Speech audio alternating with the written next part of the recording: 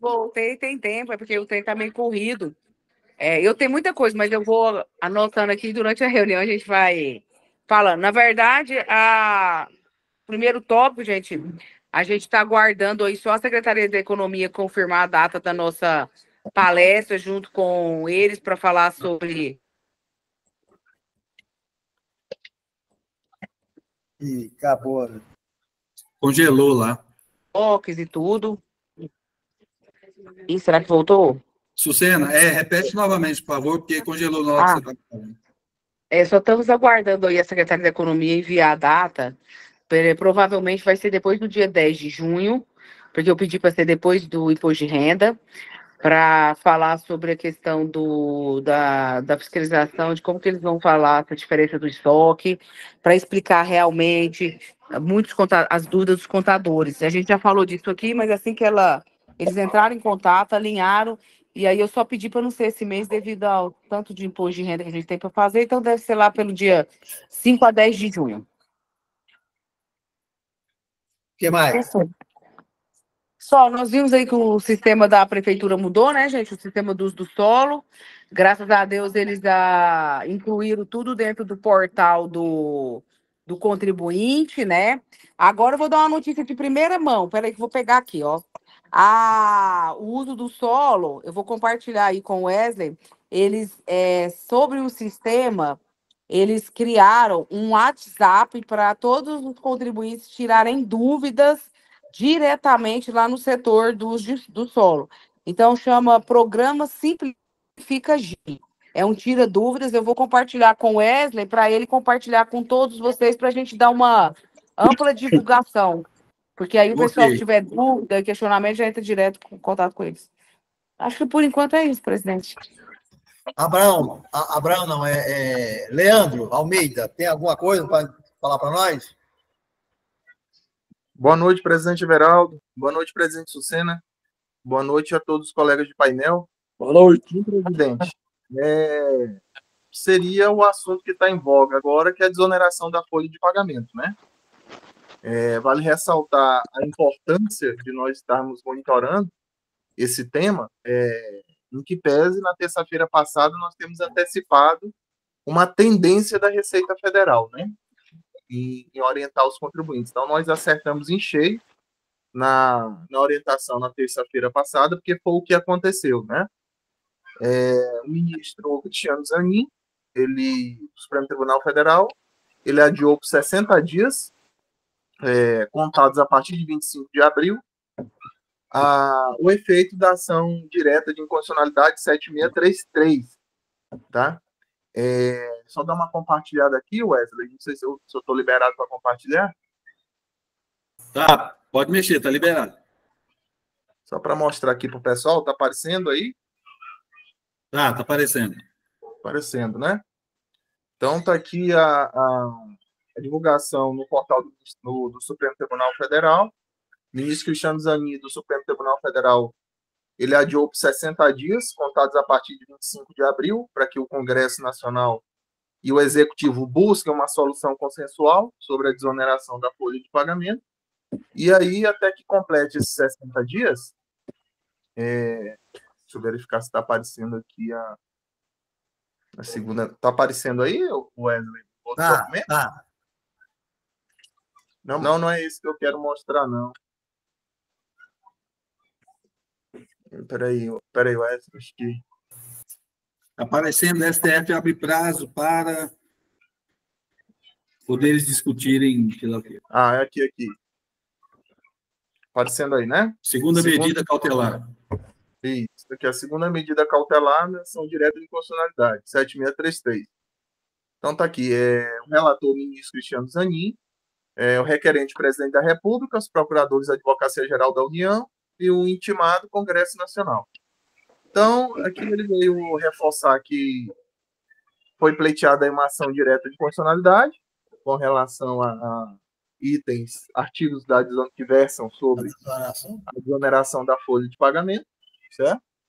E algumas situações de redução de alíquota para os municípios, mas dentro dessa segunda medida cautelar, o que nos interessa é a decisão. Então, aqui, na decisão, o ministro Zanin, ele atribui efeito prospectivo à decisão que ele proferiu em 25 de abril de 2024, a fim de que passe a produzir efeitos no prazo de 60 dias a contar da publicação dessa decisão.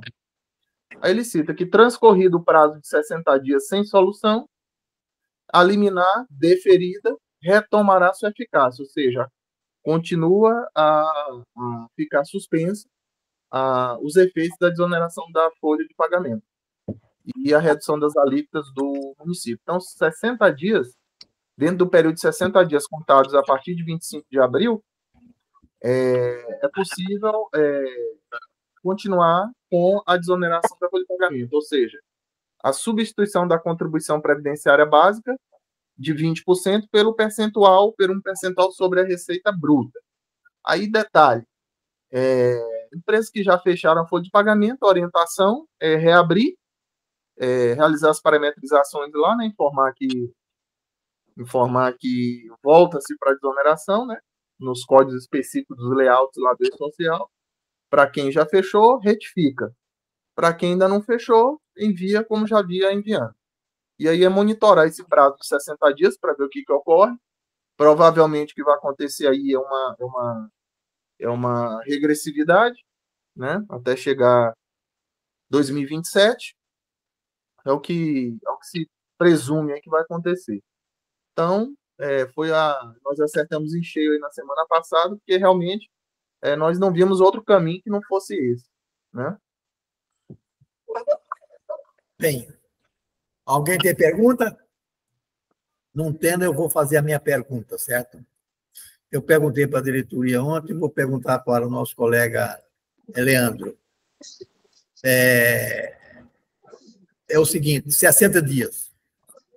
Pergunto, é como que o Abrão falou, que pode ser que o cara fez o quê? As empresas fez o quê? Essa opção em janeiro. Aí falou que essa opção, a partir de abril, não poderia fazer mais desoneração. Aí ele chegou, foi lá, não quero mais desoneração. Aí eu pergunto a você, baseado no que está aí, ele é obrigado a desonerar? Veja bem, Everaldo, o Instituto da Desoneração da Folha de Pagamento ele é opcional. Se eu já recolhi um DAF referente à competência de janeiro de 2024, manifestando a minha opção pela desoneração da folha de pagamento, é irretratável.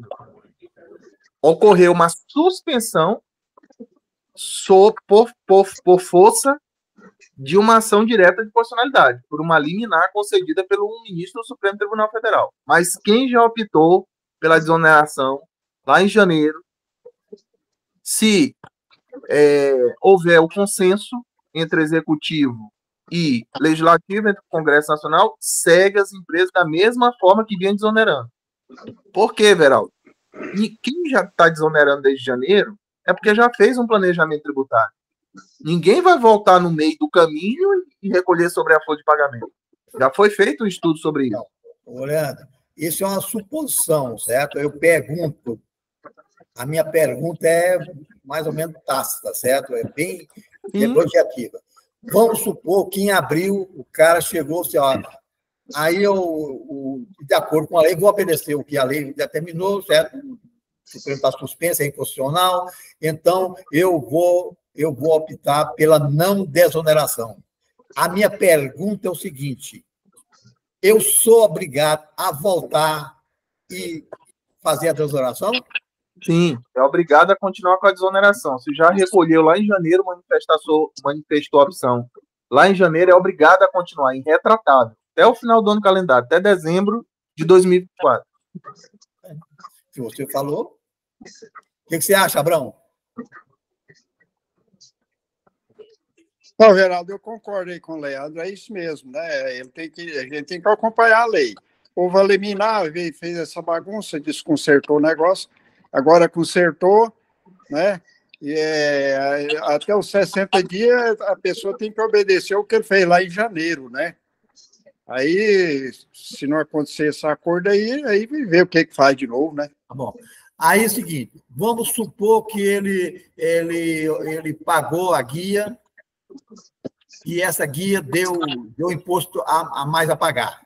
Eu posso aproveitar esse imposto com a desoneração? Não entendi, Everaldo, repete, por favor. Vamos supor que ele, em abril, ele pagou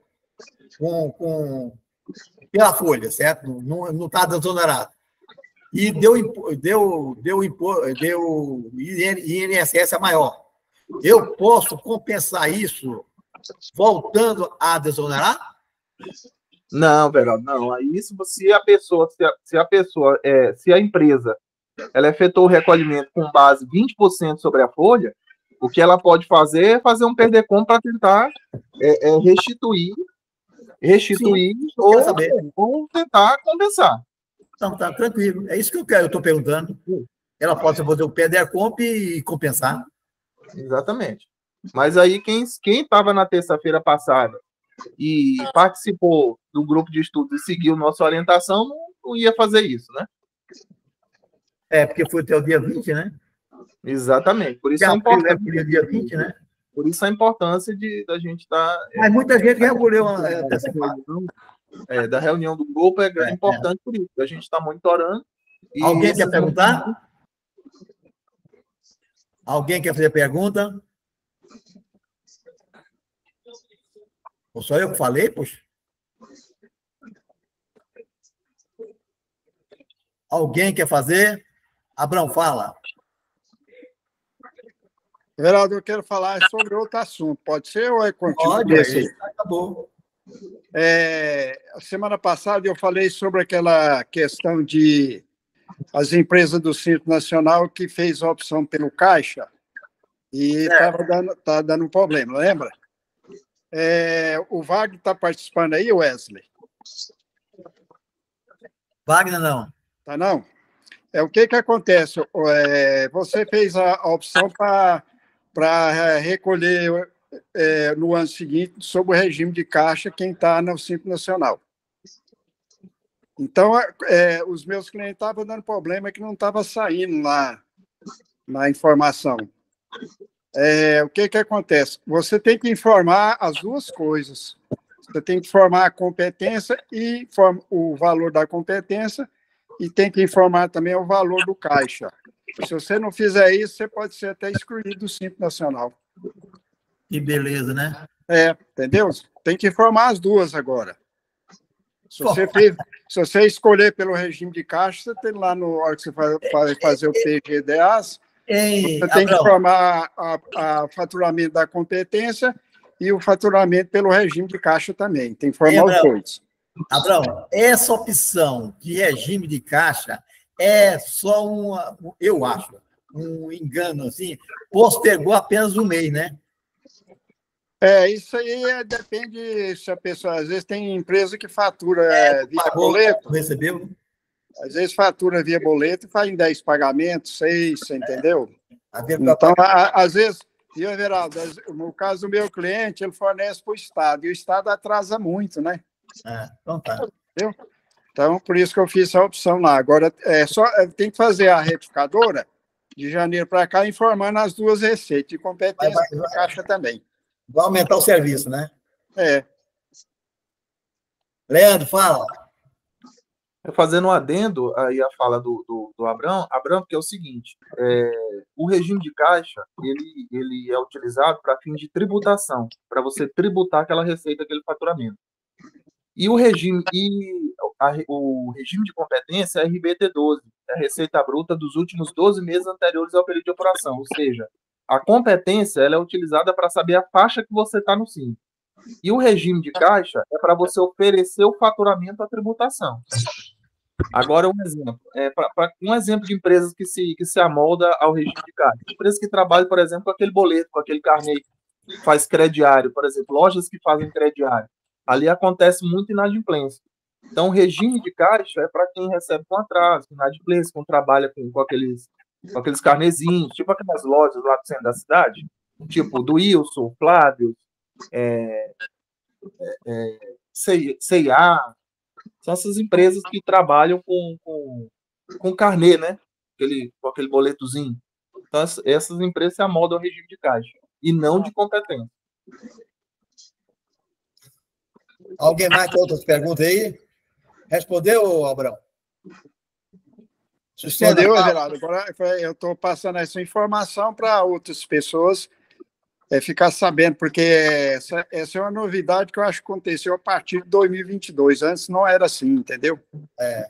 E aí precisa ter cuidado de fazer, porque senão é excluído do Simples Nacional, porque o cliente do vácuo foi excluído por conta disso aí.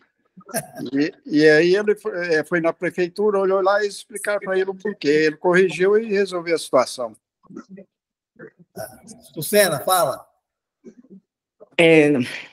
Essa semana, a gente foi acionado pela Receita Federal, porque houve um grande aumento de solicitação. Eu nem sabia que existia esse trem. Deixa eu pegar o nome certinho para não falar errado aqui, ó.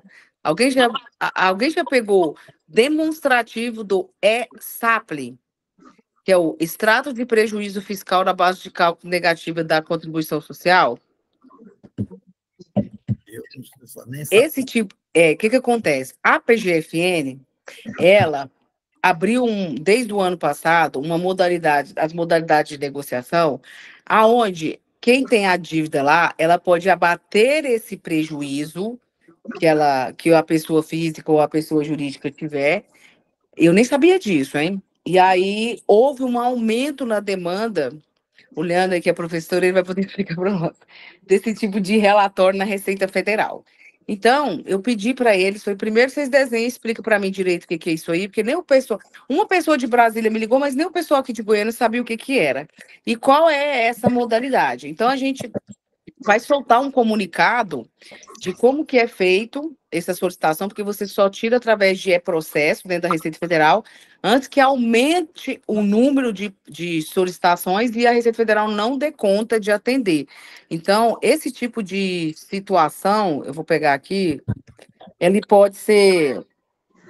Quando você tem esse tipo de modalidade, esses créditos de prejuízo fiscal da pessoa física, ela pode ser abatido para quitação de débitos inscritos na dívida ativa.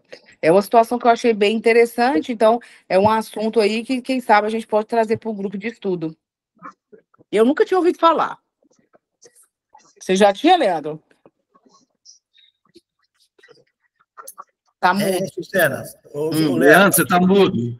Leandro, você está mudo. Ô, Sucena, mas isso aí é só aquelas empresas do lucro real, né? Eu não pesquisei para saber tudo. Não, prejuízo fiscal é só empresa do lucro real. Não, peraí. Né, Leandro? Peraí. É lucro real, só empresa de lucro real. Só empresa de lucro real. Alguém já fez negociação no Regularismo com isso? Eu acho que eu já ouvi falar isso há muito tempo, viu? Que poderia usar esse critério, certo? Mas nunca fiz na prática, não, viu? Depois, se a gente poderia trazer, eu vou trazer a portaria que regulamenta, e a gente poderia colocar, porque se a gente acompanhar os grupos, hoje em dia tem muitos contadores pedindo ajuda sobre empresas de lucro real. E não é uma coisa fácil, não é qualquer um que sabe. Então, assim, fica aqui a sugestão para a gente trazer numa futura discussão. Fala, Leandro. Não, Geraldo, e até aproveitar a colocação da Sucena, e isso preocupa, né, presidente? Porque a essência da reforma tributária é justamente nos preceitos do lucro real. Uhum. Isso preocupa muito, porque as assessorias que não trabalham com lucro real, indiretamente vão ter que se aperfeiçoar para poder trabalhar com a reforma tributária a partir de 2026. Né? O que não dá, né, Leandro e presidente Everaldo, a gente ver nos grupos de WhatsApp, vocês vão me desculpar eu falar isso aqui, mas as pessoas que não têm familiaridade com uma situação e em grupo de WhatsApp querer modelo de contrato de holding. Gente, quem trabalha com lucro real aí para tirar dúvida? Não, pelo amor de Deus, gente. A profissão nossa não dá para brincar desse jeito mais, não. Tem que estudar, tem que aperfeiçoar, porque é por isso que a gente não consegue melhorar o honorário, melhorar a nossa, como se diz, a forma que o empresário está nos vendo. Não tem como você pegar um modelo de contrato, a não ser o padrão da junta comercial, porque cada um é cada um. É igual roupa, cada um tem seu tamanho. Mas estão brincando, viu? Eu acompanho 112 grupos. Uma hora eu vou fazer um print de umas perguntas que o pessoal faz. Desculpa falarem. Desculpa, gente. Mas tem hora que dá para perguntar. Não é profissional. Só pode ser iniciante ou estudante. Não dá, não dá. E outra, presidente, só fazer um adendo aqui, Everaldo. E outra, presidente, o contrato de hold, ele não se assemelha a um contrato de uma sociedade limitada unipessoal com os contratos padrões, não. O contrato de uma hold, ela tem que ter cláusula específica. Ela tem que ter cláusula de usufruto. Ela tem que ter cláusulas específicas que não se amoldam aos contratos de sociedade limitada unipessoal do nosso dia a dia. Então, assim, não é um contrato que se faz sem análise. Você tem que conversar com os familiares para ter uma cláusula para transferir os bens para os filhos, né? À medida que o proprietário da hold, ele vier a faltar, ele vier a falecer. Então, tem uma série de condições, e aí vai desde a classificação econômica, né? Se você colocar a classificação econômica da hold lá errada, então, assim, não é um contrato comum, não é um contrato de uma sociedade limitada unipessoal, por exemplo, né? Então, é muito arriscado, é muito temeroso você solicitar um contrato de hold via grupo de WhatsApp. Isso aí é pedir para ser penalizado mesmo. E outro detalhe, presidente, puxando a reboque aqui o assunto da hold, já estava verificando uma situação que a incorporação de bens ao ativo imobilizado é fato gerador do imposto seletivo. Aí o que me levou a crer que é interessante já se fazer, já se pensar em planejamento sucessório. Porque quando eu for incorporar, por exemplo, imobilizado, quando eu for constituir uma hold, pegar o bem do sócio ali, integralizar com o bem do sócio ali nas cotas de capital da hold, então, pelo projeto de lei complementar hoje, 68 de 2024, a incorporação do bem imobilizado é fato gerador do imposto seletivo. Então, se isso for aprovado pelo Congresso Nacional, o movimento tem que ser antes. Então, quem tiver que realizar planejamento sucessório tem que fazer agora, antes, de preferência, até antes de 2026. Porque 2027 o imposto seletivo já entra, né? 2027 o imposto seletivo ele entra de vez e o IPI ele é reduzido a zero, exceto na Zona Franca de Manaus. Então, os sócios aí de empresa que já tiver uma quantidade grande de bens, que já vem pensando em constituir uma hold, integralizar as cotas de capital com os bens, o momento é agora. O Marco, é sobre esse assunto, Marco? Presidente, boa noite. Sucena, tudo bem? Sobre essa questão do... Marco? É não, sobre a questão das transações, que a Sucena puxou o assunto. É sobre a questão das negociações, do prejuízo que a Sucena comentou. Então tá. Tranquilo. Então, pode falar. Sucena, está tendo muitos profissionais que estão solicitando isso para alguns contadores, talvez por isso que a demanda aumentou, principalmente alguns escritórios de advocacia que vêm do interior ou de outros estados para cá, para captar clientes, e eles estão, inclusive, indo além do que a negociação da PGFN permite, né, que eles estão confundindo prejuízo contábil com prejuízo fiscal. Então, tem muitos profissionais que estão pedindo ali a demonstração contábil, pedindo ali a própria ECD para poder buscar esse prejuízo e oferecer as negociações da PGFN, que aí nada mais é do que a venda do seu prejuízo, né? Se você tiver uma apuração do lucro real, você pega o seu prejuízo que está controlado lá na parte B do LALUR, ou da base negativa, se for o caso, e usa esse prejuízo, né? A Receita ela te dá um crédito fiscal em cima disso para você abater sua dívida que está lá em negociação.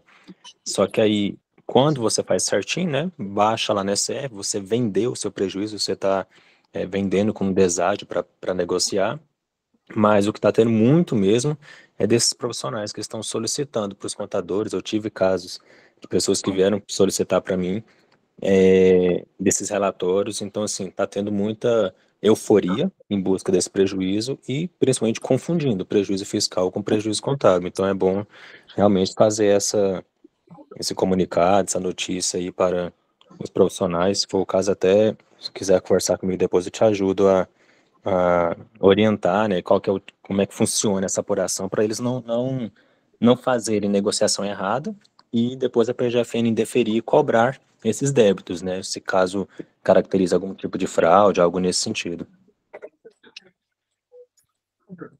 Colaborando aqui, só para falar, achei mais interessante, olha como que a situação está mudando. A Receita Federal nos procurar, porque houve um aumento, e entender qual é a necessidade dos contadores nesse pedido, e eles se prepararem se houver uma demanda e for urgente. Então, assim, é bom falar isso para o pessoal que acha que a Receita Federal não está nem aí para nós, que não dá valor na contabilidade, para vocês verem que eles se importam. Abraão, é sobre esse assunto, Abraão? Everaldo, eu queria só endossar aí a presidente Sucena com relação a esse contrato, e ao Leandro também. Eu fui um dos primeiros assinantes da revista IOB em Goiás. Assinava o mapa fiscal, você lembra, né, Everaldo? Depois passou para a IOB. E ela fez um trabalho lá na década de 70 muito grande sobre contratos. E o que eu aprendi disso aí? Contador não faz contrato, contador copia contrato. E isso é um mal muito grande. Então, e todo mundo procura o contador para fazer contrato. Faz contrato disso, daquilo. E o contador vai lá e copia. Então, o que a Lucena está fazendo aí? A Sucena está falando aí? São os copiadores de contrato, né, Sucena? Isso é um absurdo, não pode acontecer. E não é todo advogado que sabe fazer contrato, um contrato bem elaborado também não. Porque tem que analisar uma série de aspectos. Eu estou com um contrato e hoje eu estou criticando o advogado porque envolvia questões ambientais, questões florestais, e ele não olhou nada disso. Então, o contrato está errado, entendeu? Então, eu endosso aí a presidente, o Leandro, nesse sentido. Gente, contador não faz contrato, não pode fazer. Certo? Nessa época eu estudei muito, eu estudava, fazia faculdade, e aí eu soltou esse trabalho, muito tempo ela divulgou sobre essas questões de contratos, e eu aprendi isso aí, contador não faz contrato, copia. Não tem conhecimento jurídico para fazer isso. Entendeu? Sucena, a Receita Federal te procurou, não foi por acaso. O seu trabalho está muito grande, muito sendo reconhecido. Mais uma vez, parabéns. Ela te procurou, não foi à toa. Procurou em virtude da sua atuação para a benfeitoria da classe contábil. Parabéns para você mais uma vez. Obrigado, Fabrão. Alguém mais quer fazer pergunta? Não, quero fazer um comunicado, gente. Ganhei muita coisa. Vocês viram hoje que a secretária da Economia foi exonerada, né? Também. Ontem à noite ela já se despediu aí do cargo com as pessoas mais próximas, de madrugada saiu, entra-se o secretário Cérvulo, não sei se vocês têm muita proximidade com ele, mas ele é uma pessoa mais cartesiana, uma pessoa de um certo difícil acesso, né? Hoje eu conversei com algumas pessoas ali, pode ser que vai ter alguma alteração no fisco, mas a gente vai tentar continuar com as portas abertas, né? Continuar com o nosso diálogo lá. Só para falar que podemos ver o que vai acontecer com essa saída da secretária. Para nós, nesse momento, a gente perde um pouco, porque ela é contadora, então ela entende um pouco na nossa realidade, mas vamos tentar continuar com o diálogo ali diretamente com o secretário. Beleza. Ô, Leandro, eu tenho um cliente, não sei se está acontecendo com vocês, que o banco não está recebendo pelo Pix da empresa. Ele tem cadastro da empresa, ele tem CNPJ, certo? Ele tem a conta bancária, mas o banco não consegue, falha do banco, não consegue receber pelo Pix da empresa. Olha, essa é a pessoa física. Pode causar algum problema futuro para eles? A empresa não está conseguindo arrecadar. O banco não recebe pelo Pix. E o banco já falou para mim, ó, é falha nossa, certo? Você paga pelo CPF, pela pessoa física. Ah, sem sombra de dúvida vai dar problema, né, Everaldo? Sem sombra de Está dúvida. aqui escrito, ó, ele conversou com o banco, certo? E o banco falou, é ineficiência nossa, certo? E você paga pela pessoa física. Mas aí então depende do movimento do proprietário, né? Então, veja bem, não é comum essa situação. Então, ele tem que alterar, mudar de agência, mudar de banco, mudar de bandeira. Infelizmente, ó. Tá aqui, ó, a conversa do banco, quer ver? Então, por exemplo, o FGTS digital dele está sendo todo pago como pessoa física? Por conta de pessoa física? O FGTS. Então, o FGTS digital da empresa está sendo pago tudo na conta de pessoa física? Aceitou, pela conta aceitou, e ele tem conta no mesmo banco. Vai dar a continuar. Alguém tá com esse caso aí? Não tinha visto esse caso até agora, não. Aqui, ó, olha a conversa dele aqui. Olha, aqui no sindicato, no SESCOM, teve um problema com o pagamento de PIX, mas porque, como tinha 2 assinaturas, tivemos que ir pessoalmente lá no banco, os 2 que assinam, para poder liberar. Porque, às vezes a pessoa jurídica dele está bloqueada, não, seu Everaldo? Não, tem nada bloqueado. Aí ele falou textualmente aqui, ó, que é ineficiência do banco. Está aqui escrito, ó, ele falando. Eu achei esquisito. Um banco, igual o banco que ele me movimenta, não vou citar alguns bancos, não, mas eu achei esquisito, certo? O gerente falar isso. É complicado. É complicado, velho.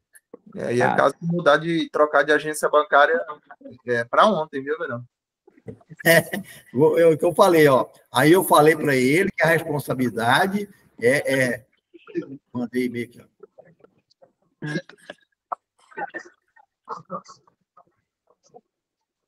Peraí. Não, seu Verão. Olha a resposta do gerente da conta pessoa jurídica.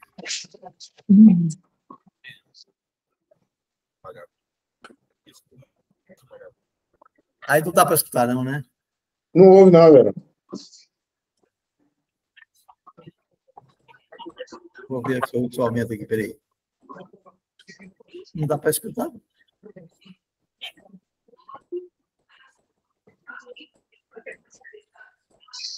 Agora o negócio ficou tão... Seu Verão, deixa eu dar um pitaco aí nessa situação aí.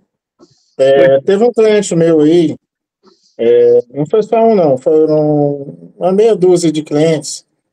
E o que eles faziam, ou fazem, né? Continuam fazendo.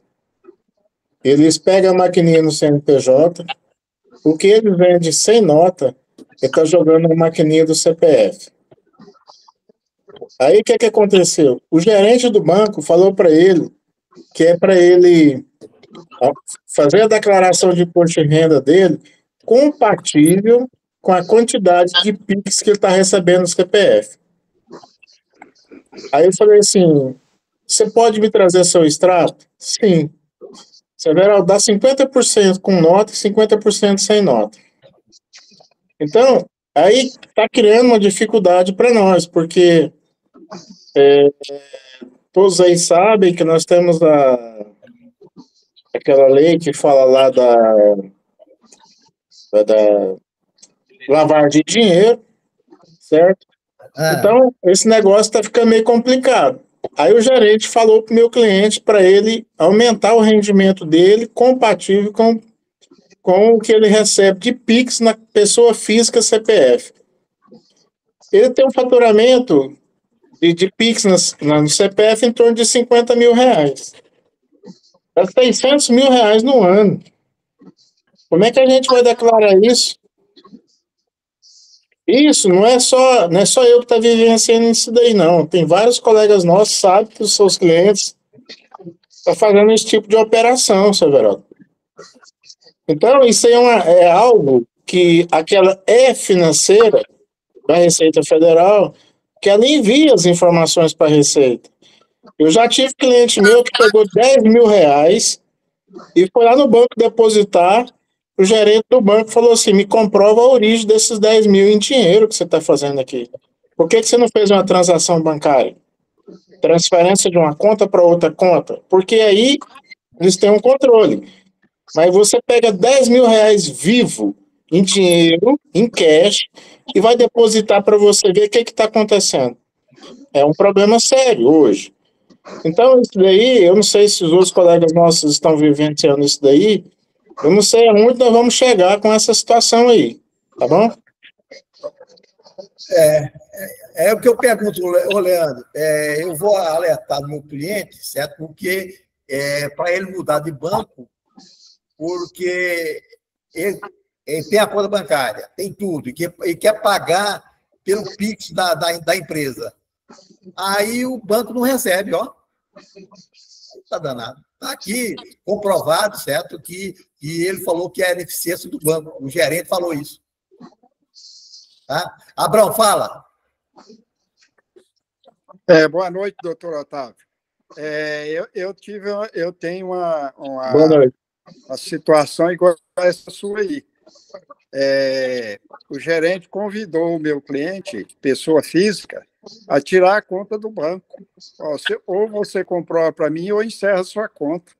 Entendeu?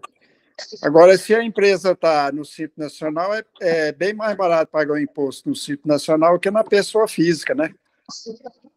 Então, realmente, os bancos estão apertando em cima disso aí. Entendeu? Aí vamos ver o que vai virar. Eu acho que para nós vai ser bom, né? E bom, é o seguinte também, né? Eu vendo o Portal Contábil, né, que é um site que a gente tem de notícias da contabilidade, o governo federal está modulando a arrecadação de impostos igual nos Estados Unidos. É um tal de split payment, do qual você vai comprar um produto que custa R$100, mas ele tem, por exemplo, 34%, igual está falando de impostos aí, o produto custa 100, mais 34 de imposto. Né? Vamos botar uma alíquota de 30. Então, o produto vale 130.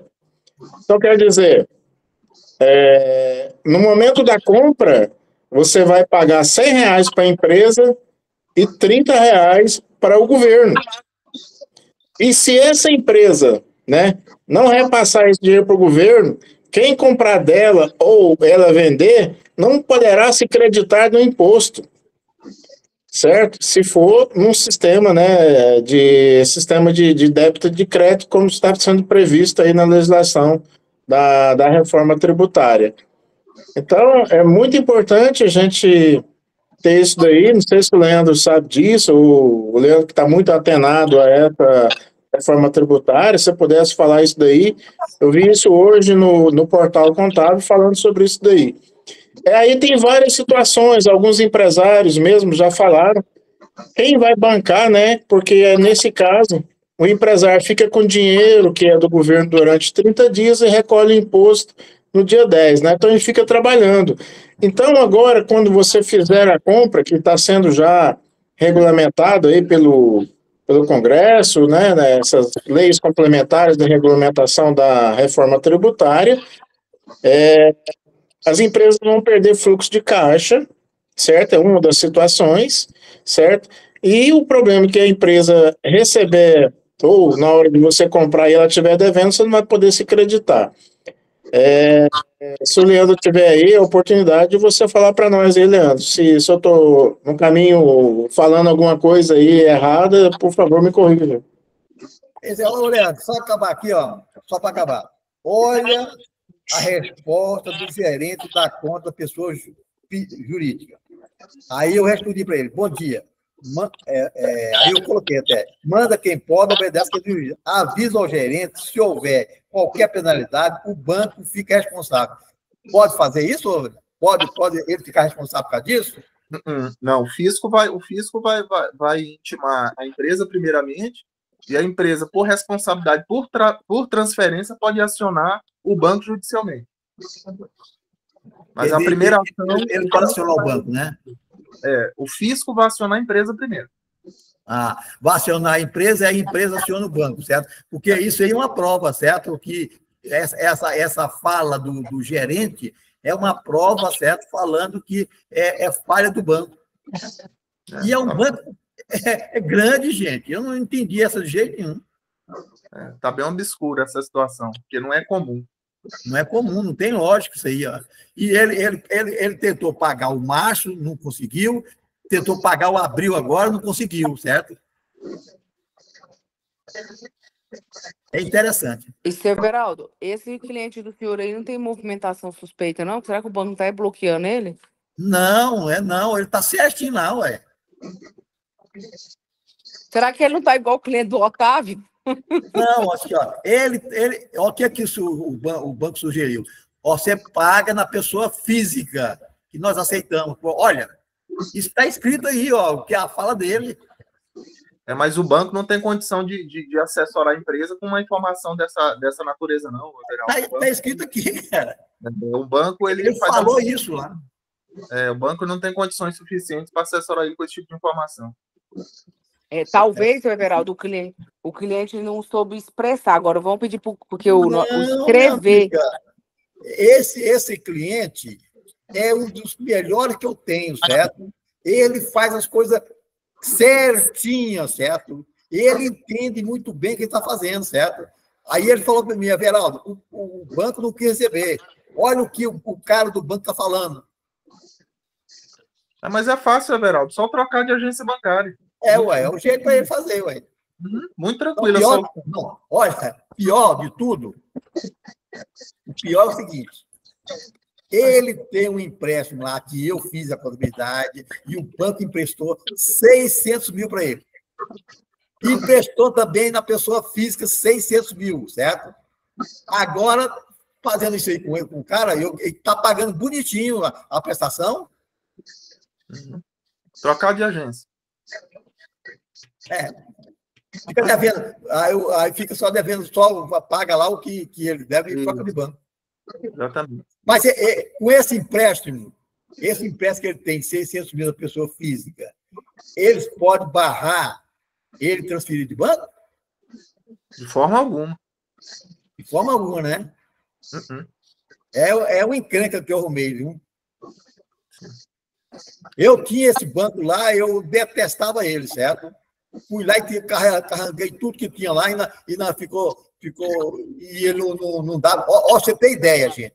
Eu fui lá, tinha um saldo lá de 10 mil reais, eu fui lá pegar, ele não tinha dinheiro, eu tive que carregar. Ele não fizeram a transferência de um banco para o outro. Eu tive que pegar os 10 mil e ir lá depositar no outro banco. Olha, absurdo, não é? Verão, falando sobre a questão que o Otávio falou agora há pouco, sobre a questão do split payment, está correto, viu, Otávio? Corretíssimo nas informações aí. Inclusive, o split payment é a segunda forma de pagamento eleita pela reforma tributária. A primeira é a compensação, né, com os créditos apropriados. A segunda forma de pagamento é o split payment. É um custo que as instituições financeiras vão ter, porque é o que acontece hoje, por exemplo, com essas plataformas de Hotmart. Uma analogia, fazendo uma analogia aqui. Então, o que acontece? A operadora financeira, por exemplo, se a gente pegar um exemplo aqui, uma maquininha da Visa, né? Da Visa, da Master. Tem a empresa que é a maquininha, a Visa, e tem a operadora financeira. Então, o que ocorre? A operadora financeira, no momento em que ocorrer a emissão do documento fiscal, a operadora financeira ela vai já fazer a divisão, porque o que é split payment? O que é split? Isso significa separar. Então, o que ocorre? Ela vai fazer a separação do valor que é para o vendedor, que é para o fornecedor, ali, ou do bem ou do serviço, e o tributo já vai ser direcionado direto para o ente tributante, ou para a Receita Federal, ou para o Comitê Gestor do IBS, que é uma espécie de autarquia federal especial, que vai arrecadar e fiscalizar o IBS. Então, realmente é uma realidade, e o governo está batendo forte, ele quer que a reforma tributária, esse modelo que é importado aí da Europa, né, ele se materialize nesse formato de pagamento. É o primeiro pagamento, a compensação, e o segundo pagamento, segunda modalidade de pagamento, o split payment. Então, toda a essência da reforma tributária no tocante a pagamento, a quitação de tributo, ela está sendo trabalhada nesses dois sentidos, em compensação com crédito apropriado e com o split payment. E por isso que eu estava falando agora há pouco, né? A gente estava comentando, está falando, está sendo agora. E a essência da reforma tributária e um outro princípio que nós já temos hoje no ICMS, que é a não cumulatividade, que você falou agora há pouco. Então, o que ocorre? É a compensação do devido com o montante pago nas operações anteriores. Então, você veja bem, isso tudo são características do regime tributário do lucro real. Então, você vê uma série de situações que as assessorias vão ter que se adaptar para se manter no mercado, já a contar de 2026. Né? É modalidade de pagamento, porque você veja bem, até um dos princípios que eu discordo, que é o princípio da simplicidade, e que quando você começa a gente que vem acompanhando desde a PEC 45 de 2019, de simplicidade não tem nada. Né? Porque, você veja bem, o optante pelo Simples Nacional, o Simples Nacional tem a opção de recolher o CBS e o IBS por fora. Agora você vê o dia a dia de empresas, de assessorias que não têm esse manuseio, que não trabalharam com o regime do lucro real, que não estão acostumados, uma empresa do Simples Nacional, destacar um tributo na nota. Agora, onde mora a simplicidade? Então, até que a sociedade como um todo se adapte, lógico, o optante pelo Simples só vai adaptar se compensar, né? Financeiramente e comercialmente falando. Aí ele pode recolher o CBS e o IBS extra PGD, vamos dizer assim, extra regime simplificado. Mas tudo Deixa isso. eu falar um negócio aqui para você, antes de você concluir aí. O presidente da FEBRABAN, ele deu uma entrevista falando assim, quem vai implementar esse programa do split payment? Que a FEBRABAN não vai assumir esse risco. E aí falou, quem vai fazer a manutenção disso daí? Entendeu? Então ele está devolvendo a bola para o governo. E você vai criar um imbróglio aí muito grande aí, viu, Leandro? Sim. A reforma tributária prevê 4 formas de pagamento. A primeira, a compensação, com créditos apropriados. O split payment. O recolhimento pelo polo passivo, que já é o vendedor ali. E o recolhimento, o recolhimento pelo sujeito passivo e pelo adquirente, né? E tem uma exceção à regra, que é a plataforma digital. A plataforma digital também vai pagar a conta nessa situação aí, porque tem uma previsão de retenção por parte da plataforma digital, das plataformas digitais. E eu creio que elas também vão gritar, porque isso vai gerar um custo, né? Agora, as operadoras financeiras, elas vão ter que fazer essa separação no regime, nesse formato de split payment. Eles vão ter que fazer, vai gerar um custo, e vamos ver como é que vai se comportar até regulamentar, até que a lei complementar seja publicada oficialmente, se vai continuar dessa forma. Mas esse sistema split payment é um caminho sem volta. É um caminho sem volta, assim como a não cumulatividade. E já vou puxar reboque, Otávio. Eu não sei como é que está. E até perguntar para a presidente Sucena se existe mais algum movimento.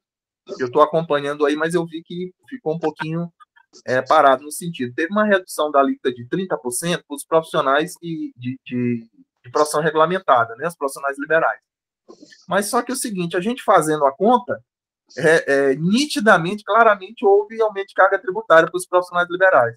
Porque você veja bem, hoje, vou pegar um exemplo da assessoria contábil. A assessoria contábil hoje, ela recolhe o ISS fixo com base no número de profissionais, desde que ela seja exclusivamente prestadora de serviço nesse segmento econômico de contabilidade. Então, você veja bem, no momento que o IBS ele existir definitivamente, ele ingressar definitivamente, o ISS fixo desaparece. Então, você veja bem, eu vou começar a recolher sobre as minhas receitas, sobre toda operação onerosa e outras operações não onerosas. E o problema é que qual que é o crédito? Aí você vai me falar, qual que é o crédito que uma assessoria contábil, uma assessoria advocatícia, ela tem para bater com débito em cima das notas que ela vai emitir para o cliente? Folha de papel A4, cartucho de impressora, não vai fazer nem cócega no débito. Então, assim, nitidamente, e aí tem muita gente falando assim, mas a lei complementar não foi publicada. Pessoal, você lê o texto, à medida que você vai examinando o projeto de lei complementar 68 de 2024, nitidamente você já vai observando aumento de carga tributária. O pior é que os profissionais liberais, o problema é que não tem crédito para bater. Não tem crédito suficiente. Né? Que se for pegar papel, cartucho de impressora, internet, né? Então, energia elétrica, é muito pouco. E isso, assim, isso eu estou falando pro Simples Nacional, que vai recolher o CBS e o IBS por fora. Porque se ele não recolher por fora, extra regime único, ele não vai se creditar de nada, vida que segue. Só que aí tem um problema. Qual que é o problema? Ele perde comercialmente. Pode acontecer do cliente contratar uma assessoria que é optante pelo presumido lucro real por conta dos créditos, que o optante pelo Simples Nacional não vai poder transferir. Certo? Na verdade, sim, transferir pode, mas dentro da faixa do Simples. E as alíquotas dentro da faixa do Simples são irrisórias. Então, assim, comercialmente, o optante do Simples Nacional, ele perde muito a nível de competitividade. E essa redução de 30%, então, se a gente pegar hoje, está o quê? 26,5%, posso falhar aqui pela memória, estimativa, IBS mais CBS, 26,5%. Mas se a gente for partir de 26,5%, que é uma alíquota de referência, tá? Referência. 26,5%. Se eu aplicar 30%, o profissional liberal ainda vai pagar quanto aí? Vai pagar o quê? 21%? 18%? Não, 18%. Então, hoje, hoje, se a gente pegar uma assessoria contábil que paga o ISS com base no número de profissionais, o ISS fixo, nitidamente a carga tributária aumentou.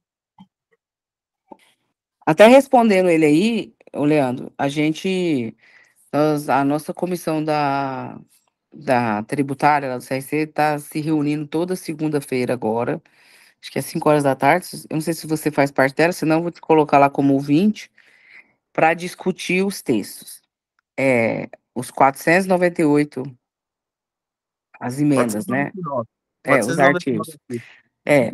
E a gente ontem teve na ADIAL e a gente vai elencar algumas coisas que a gente acha importante, de grande impacto aqui para o governo, para tentar discutir.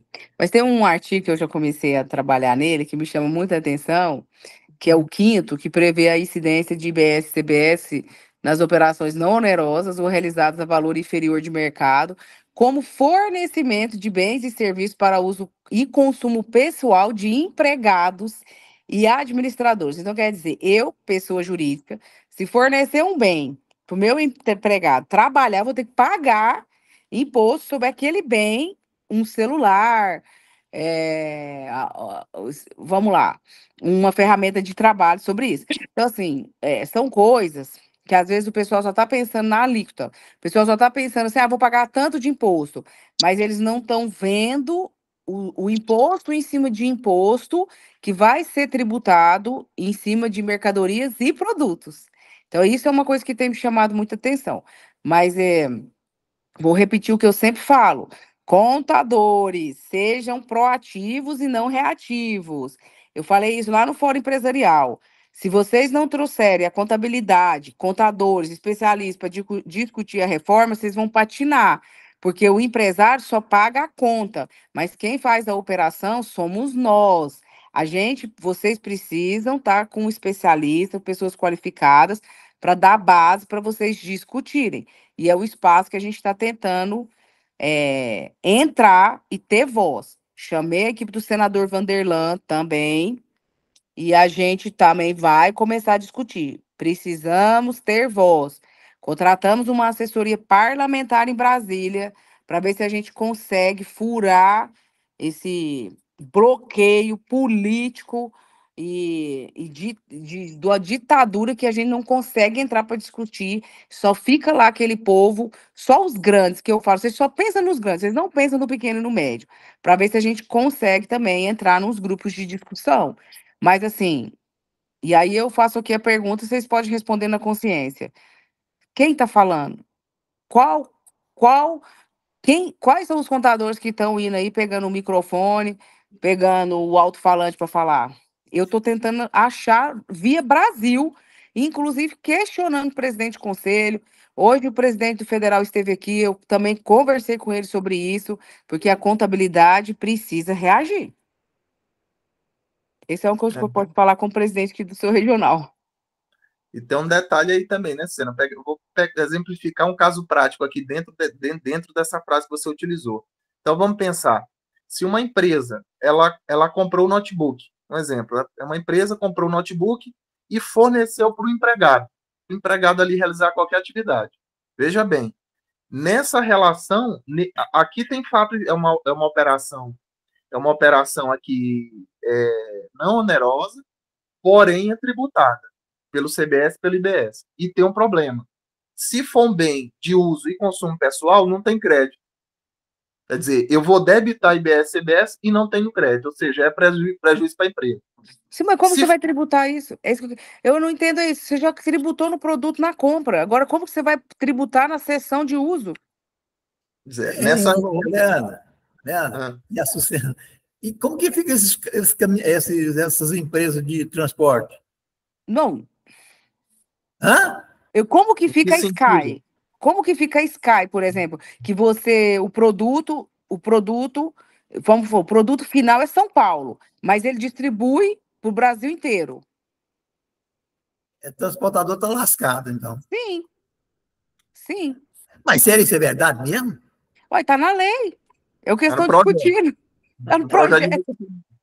Cadê o... Não acredito. Cadê o Marcos aí? O Marcos está estudando também, né, Marcos? Fala aí, Marcos. Leandro, aí considera como locação, igual o presidente está fazendo. E se você cede o notebook para o seu funcionário, é locação. Aí a locação agora passa a ser tributada também, ué. Isso, locação vai ser tributado. Mas tributado como? Ele está fazendo serviço para mim, ué.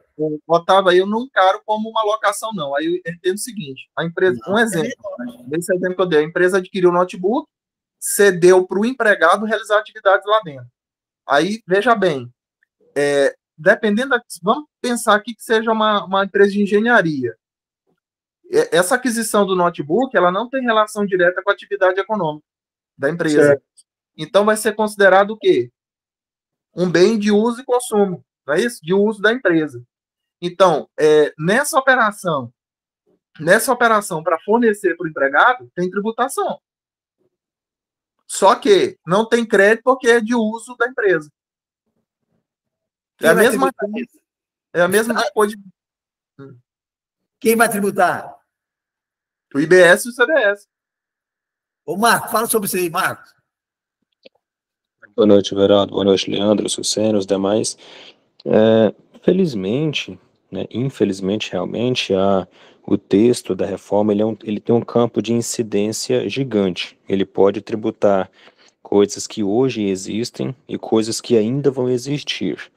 Tá? O campo de incidência do IBS e CBS ele não tem fim. Tá? Ele é algo que o próprio texto coloca imaterial. O que o fisco quiser colocar lá dentro da incidência, se nós não discutirmos, se nós não participarmos desses estudos do texto, a gente vai ter que judicializar muita coisa.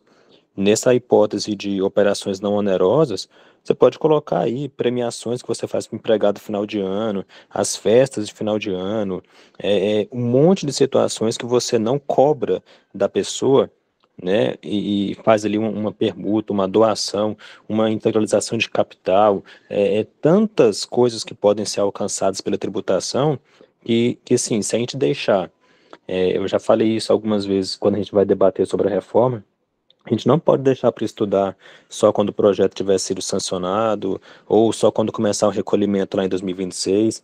A gente já tem que estar discutindo agora. A gente tem 1 ano e meio praticamente para isso começar a valer de fato, mas valer de fato depois da nossa discussão.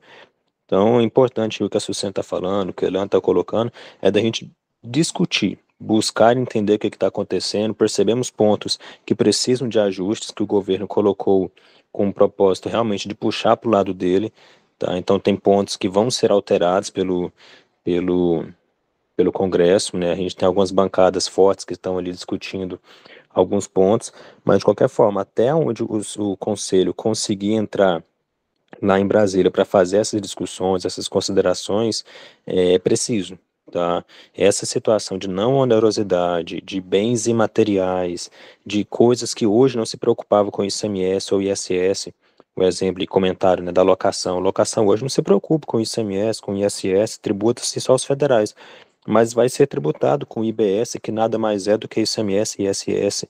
Então, assim, realmente, a gente não pode achar que o contador hoje ele é só, vamos falar assim, cumpridor de obrigação acessória. O contador hoje ele tem que saber estudar, interpretar, orientar os clientes, acompanhar projeto, por mais que seja uma coisa que não tá em vigor, mas se ele esperar entrar em vigor para estudar, ele vai ficar para trás. Porque o cliente já quer saber o que ele vai fazer, o cliente já está se planejando para onde ele vai montar o seu pátio fabril, como é que vai ficar a questão do IBS de um município X, de um município Y, para onde compensa ele vender, instalar sua empresa. Tem uma série de discussões que precisam ser feitas, né? Então, a reforma ela vai simplificar em 2033, mas até lá a gente vai conviver com os dois regimes, trabalhando bastante para poder conseguir acompanhar tudo isso, tá? Então, realmente, Everaldo, tudo isso que está sendo comentado é verdade, tá? Só que é uma verdade que a gente está um pouco com medo, porque está sendo jogado aos ventos para ver o que cola. Então a gente tem que estudar o texto para poder discutir ele. Leandro, fala. Sucena e Otávio, e outra coisa, a gente tem que, no primeiro momento, a gente recepciona isso com susto, mas, por exemplo, todo IVA, todo IVA europeu, a base ela é ampla, a base de incidência ela é ampla. Então, como esse não é um modelo que o Brasil nunca adotou, então vai ter muito susto aí, porque a base, a essência de um tributo com as características de IVA é base ampla. Então, o que é base ampla? Tributa tudo, com exceção das alíquotas diferenciadas, lógico, os resíduos específicos. Então, a essência do IVA é essa. Tributar fornecimento oneroso e não oneroso, tanto de bens e de serviços. Então, só para vocês terem uma ideia, como está no projeto de lei complementar 68 de 2024, o artigo 5º, para vocês terem uma ideia, fala assim, o IBS e a CBS, eles incidem no fornecimento não oneroso ou a valor inferior ao de mercado de bens e serviços para uso e consumo pessoal dos empregados e dos contribuintes. Então, veja bem, quando eu forneço notebook para o empregado fazer uma atividade para mim, né? Estou dando um exemplo, contextualizando aqui esse artigo 5º, inciso 1, a linha C. Então, eu forneço ali um fornecimento não oneroso do notebook para o meu empregado desempenhar uma atividade. Essa aquisição do notebook é para uso da empresa, porque ele não guarda relação direta com o quê? Com a atividade econômica. Vamos pensar uma empresa de engenharia, não guarda relação direta. Então, veja bem, vai ser tributado, esse fornecimento vai ser tributado por IBS e CBS, e como é de uso da empresa, não tenho crédito para bater. Lógico que a gente está falando, quando eu falo de crédito aqui, eu já pressuponho que a empresa ou não está no Simples, ou está no Simples com CBS e IBS extra regime único. Mas a base é ampla, é a essência do IVA. Então, é algo que a gente vai ter que se familiarizar. Bem, Leandro, quer dizer que se eu der o computador para o empregado, é um fornecimento não oneroso. Tem tributação do IBS e da CBS. até... Brincadeira. Ah, meu Deus do céu. Complicado, Mas né? será que isso vai acontecer mesmo, cara? Gente, Geraldo, está na lei. Agora, eu quero assim, só saber como que eles vão tributar e cobrar isso. é assim, como eu Viu, falei, Leandro? Igual você está falando aí, as empresas de engenharia que compram um carro para dar para o seu engenheiro fiscal, obra e tudo. É complicado, hein? perfeito, Amado, perfeito esse exemplo seu, perfeito. E eu ainda vou mais longe. Eu ainda vou mais longe, olha só, ainda vou mais longe. Se uma empresa ela aloca um veículo da Localiza e pega esse veículo locado, que tem custo para ela, e ela fornece para o vendedor dele, para o vendedor dela, realizar as vendas, tem tributação do IBS e do CBS e não tem crédito. Por mais que eu loque, pague lá, seja oneroso, eu pague lá para a Localiza, mas esse bem é para uso da empresa. Leandro, significa dizer, como você falou, todas as empresas devem ser lucro real, porque se eu chegou, pagou o IVA lá, pagou o IVA, mas aí eu deprecio o veículo, certo, do outro lugar, certo? E essa depreciação cobre essa despesa dele, pronto. Se for contabilidade real, pronto.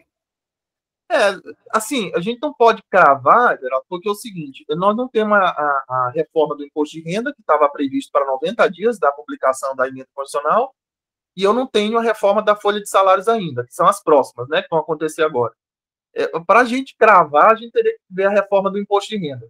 Verificaria o que ia mudar, porque tem a previsão de 90 dias, né, a contar da publicação da emenda constitucional 132 de 2023.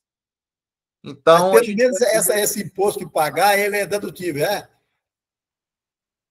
Não, na modalidade, na modalidade de IVA, você vai trabalhar com não cumulatividade. Então, você vai se creditar do montante pago nas operações anteriores. Aí vai depender do cotidiano de cada empresa para detectar se tem crédito suficiente. Só que o que a gente observa, o andamento das coisas, é que o Simples Nacional ele vai ser pulverizado. O Simples Nacional ele vai acabar. Por quê? Porque, competitivamente falando, veja bem, hoje já acontece isso, só que de uma proporção bem menor. Por quê? Hoje o Simples Nacional ele transfere um ICMS, vamos supor aí, de 1,25, né? E aí vai passando. Ele lá tem um presumido que compra aí, um lucro real aqui, outro ali que compra dele. Mas com a reforma tributária, isso vai se estender para o PIS e para o COFINS também. Então, o empresário, ele não vai querer comprar do PIS. Quer dizer que eles vão modificar a Constituição? Não, já foi alterado, já foi introduzida já pela emenda constitucional 132 de 2023, já foi alterado. Quer dizer que aquele valor, aquele artigo que fala que o governo terá que dar um tratamento diferenciado para as empresas que vai acabar. Não. Veja bem, o tratamento diferenciado ele continuou. O Simples Nacional ele se mantém. O Simples Nacional ele ficou mantido. Só que ele teve alterações, não no sentido de tratamento diferenciado. Vai acabar, ué.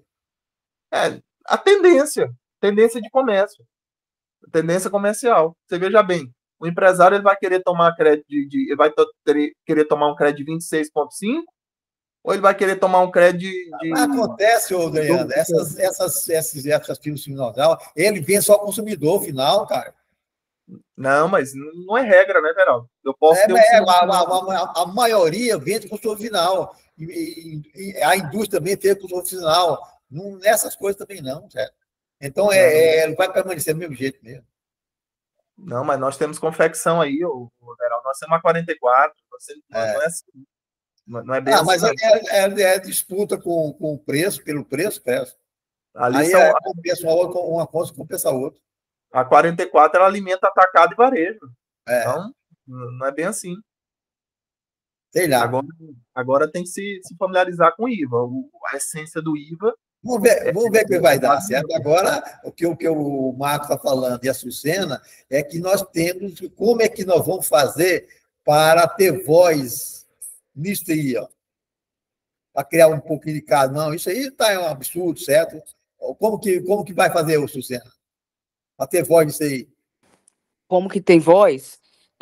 Estudando, se preparando, porque não adianta só a presidente do conselho ir na televisão e falar, porque a imprensa também, eles gostam de diversificar as pessoas que estão ali. Então, é preciso que a gente se una num grupo de estudo, e uma hora vai a presidente Sucena, outra hora vai o Leandro, outra hora vai o Marcos, e a gente alinhar o pensamento e todo mundo falar para a gente poder ter voz.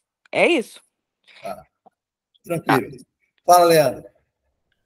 Não, presidente, eu queria perguntar para o Otávio. Otávio, você tem transportadora? Ela está nessa situação da desoneração da folha também, não? Não, Tá não, eu né? tenho transportadora, mas ele não quer desoneração. Mas pode, né? Pode, mas ele não quer, ué. Ele não quer. Tá certo? Ele não quer. Ele que manda a transportadora lá, eu não quero, acabou. Pois é, ué, eu vou fazer o quê com o meu cliente? Se ele não quer fazer, Não quero. entendeu? Ele quer, né? Bem, Ele pessoal, que não quer. tem mais alguma coisa, pessoal? Vou para minha academia, eu vou fazer. Rapidinho, só tem um recadinho. Vou Fala. acabar, né? Gente, a gente, essa semana, teve uma reunião com a OAB, com a presidente lá da área de prerrogativas e do TRED deles, do Conselho de Ética, né? E nós chamamos eles para conversar, para ver se a gente pode alinhar alguns pensamentos e ações. Primeiro, ao combate ao exercício ilegal da profissão. Segundo, a atuar na área condominial desses advogados que estão vendendo administração e contabilidade de condomínio. E também na questão da recuperação de crédito. Hoje a gente tem mais ou menos uns 35% de contadores que são advogados, né? E como a gente tem recebido um alto número de denúncias, eu identifiquei, através lá do nosso vice-presidente de fiscalização e de todo o conselho diretor, que não adiantava o CRC tentar combater isso. Eu falei, então vamos chamar o AB para que a gente possa criar algumas estratégias juntos para a gente poder atuar nesse sentido. Então, assim, só para dar uma satisfação para vocês, que a gente vai tentar alinhar algumas fiscalizações em conjunto. Aí, igual eu falei, delimitando a área de atuação tanto do contador como do advogado, a gente respeitando a base deles, eles respeitando a nossa, mas que a gente faça um compartilhamento de informações para a gente combater principalmente a recuperação de crédito. E eles assustaram e querem combater o condominial, e a gente a recuperação de crédito. Só para dar uma satisfação para vocês aqui. Abrão. Everaldo, eu quero tocar num assunto aí que está acontecendo muito, com relação a esses arquivamentos de processo tributário por intercorrência. Porque começou isso aí como créditos tributários, e isso aí estendeu para outros, qualquer tipo de dívida, né? Então, qual é o meu questionamento? Eu tenho um cliente que era lucro real, e há uns 10 anos atrás ele encerrou tudo, encerrou até a conta bancária. E eu apresento nos últimos 8 anos como inativo, né? Quando foi agora em 2023, ele ficou devendo os tributos federais, PIS, COFINS, imposto de renda e contribuição. Era 6 processos.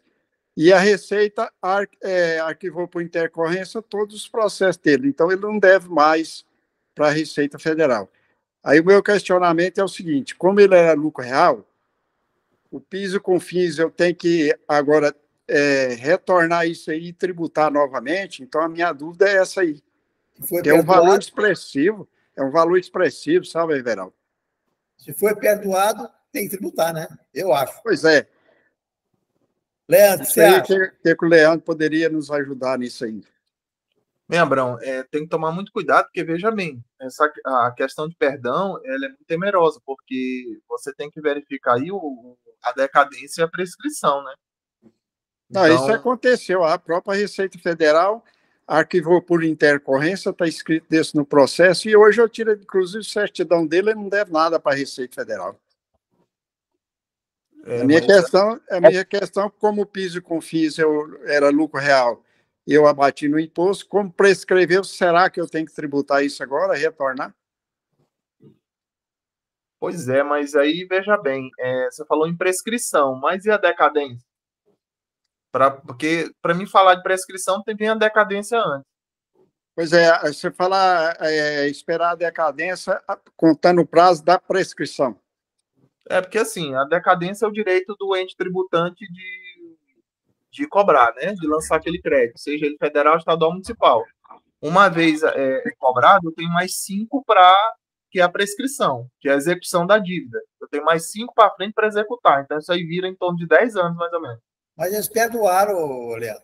Isso aí, Leandro, já foi arquivado o processo, tudo. Tá, essa decisão foi uma decisão do próprio auditor da Receita Federal, que arquivou por intercorrência, considerando que o contribuinte atendeu toda a questão da intercorrência. E é igual eu estou falando para você, eu tiro certidão lá hoje, eu não devo nada para a Receita Federal. Aí Agora, ele fala, eu estou nessa dúvida se eu tenho que estornar isso aí e recolher os tributos, uma vez que o PIS e COFINS foi lançado na despesa, né? Eu entendo que sim, viu, Abraão? Eu entendo que você tem que fazer o recolhimento desses tributos. Eu estou achando que sim. Marcos, fala. Eu falei primeiro, Everaldo. Eu levantei a mão primeiro. É sobre esse assunto, Otávio? Não, é sobre o que a Susana falou a respeito da recuperação de crédito. Não, eu quero falar aqui. Peraí, Otávio. É sobre esse assunto, Marcos? Do Abraão? Mas já responderam que o perdão de dívida, né, no caso, se tivesse sido lá atrás contabilizado como despesa, como custo, né, que foi o caso dele, ele disse que desde o princípio ele era lucro real, então ele deduziu isso. Então, se hoje houve um perdão de dívida, seja judicial ou não, esse perdão de dívida ele representa acréscimo, então tem que tributar sim. Era só para complementar, mas já responderam. Já responderam, mas também tem. Como isso aí passou, viu, Everaldo e Leandro, como isso aí foi 6 anos que a dívida existia e que eles agora fez. Então, não conta os 5 anos de prescrição, não? O governo não perdeu o direito de cobrar, não? Não, veja bem, o Abraão, aí você tem que verificar o seguinte, passado decadência, com certeza, e ele agiu, o ente tributante, ele agiu dentro do período da decadência, aí entra no período de prescrição. Com certeza, seu cliente recebeu uma notificação. Você pode ter certeza. Não recebeu nenhuma notificação, e por isso que conseguiu a intercorrência. Não houve uma aumentação nenhuma nos 25 anos, nos 6 processos dele. E por isso a Receita perdeu o direito de cobrar. Não, isso que eu ia te perguntar. Se não houve uma cobrança efetiva, não houve uma notificação com prazo de 30 dias, se não houve execução da dívida, não houve nada, então você não tem que recolher.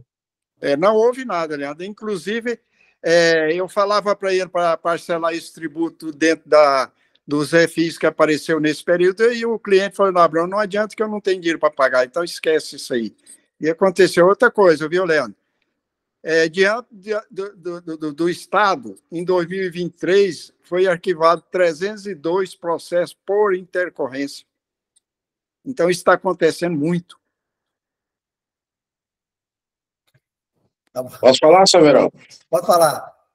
Presidente Sucena e presidente Everaldo, eu perdi em setembro do ano passado 3 empresas do meu escritório, porque alguém, um contador, a gente sabe quem é, e ele falou para o meu cliente que ele não vai recuperar PIS e COFINS. Como é que é? Não é recuperação de créditos. Não é mais PIS e COFINS monofásico. É recuperação de crédito. E fez sistema monofásico no segmento de tintas. Não existe PIS e COFINS monofásico sistema de tinta. E esse contador está denegrindo a minha imagem perante o empresário. Não só ele, diante de outros empresários, dizendo que eu trabalhei erradamente, que eu fiz as coisas dele errado e que ele recuperou para o meu cliente nos últimos 5 anos. E eu fiquei com a procuração desse cliente meu e verifiquei. Ele retificou nos últimos 5 anos. Ele colocou em torno de 70% do faturamento da empresa como PIS e COFINS monofásico, e a Receita, em menos de 90 dias, restituiu para ele em torno de quase 300 mil reais. Eu estou fazendo uma minuta para fazer uma denúncia na Receita Federal, porque ele tá me denegrindo a minha imagem como profissional. Esse mesmo contador pegou uma empresa minha que mexe com prestação de serviço e fez recuperação de crédito na prestação de serviço. Gente, e se vocês entrar no site dele, eu não vou divulgar isso, mas eu entrei no site da empresa dele. Ele fala que tem mais de 50 milhões de crédito recuperados indevido. E está denegrindo a minha imagem perante esses 3 empresários, do qual ele retirou a empresa do meu escritório.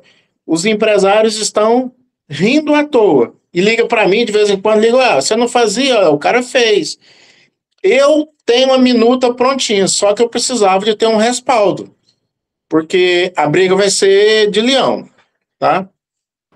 Eu posso falar, Otávio.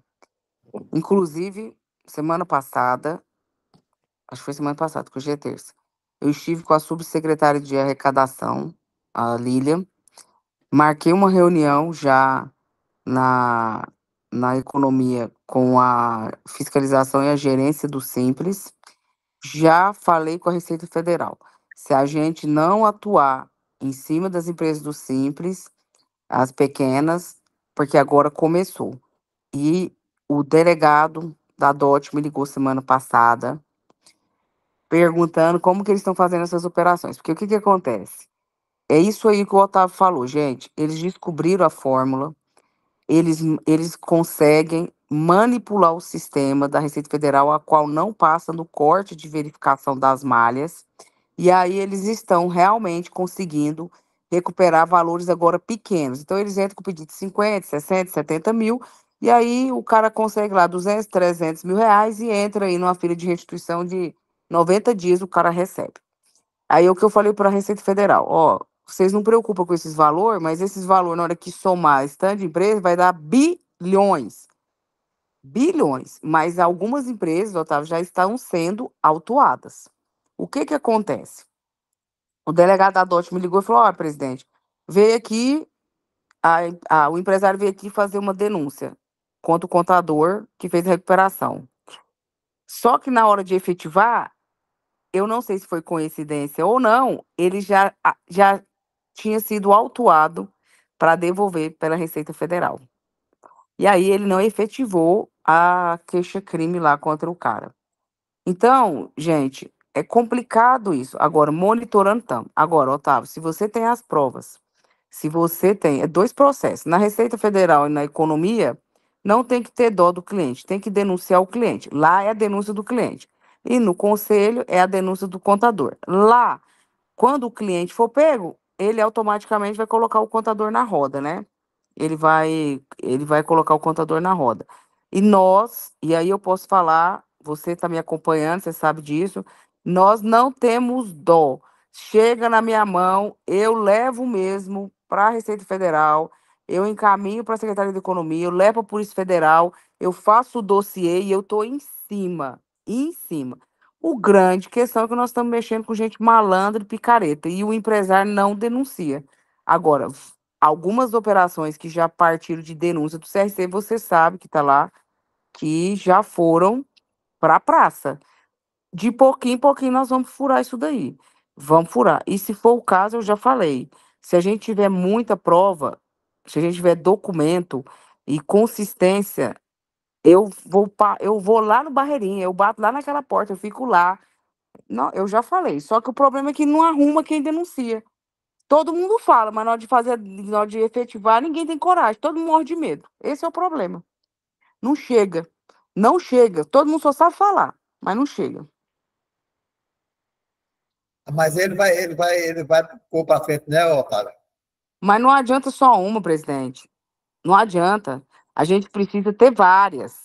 A gente precisa, não adianta um caso, a gente precisa chegar com 30, 40, 50 casos para que tenha uma comoção nacional, porque isso não está acontecendo só aqui em Goiás. É no Brasil todo, mas o povo tem medo. O povo tem medo. Bem, Abrão, fala. Eu queria só falar, doutor Otávio, eu tive duas situações dessa aí, doutor Otávio.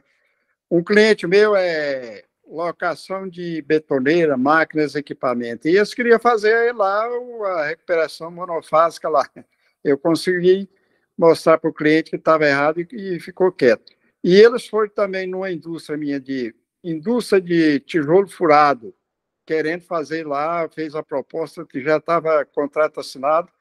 Aí o empresário me consultou e aí desmanchei todo o negócio. E, felizmente, eu não perdi os clientes. Agora, presidente Lucena, eu levantei a capivara desse pessoal aí. A empresa é o seguinte: o sócio dela não é contador, não é advogado, não é economista, não é administrador de empresa, não é nada. A empresa dele é registrada na junta com capital de 1,5 milhão, não tem registro em órgão nenhum e está fazendo esse trabalho. Como é que a gente faz essa denúncia? Ave Maria. Marcos.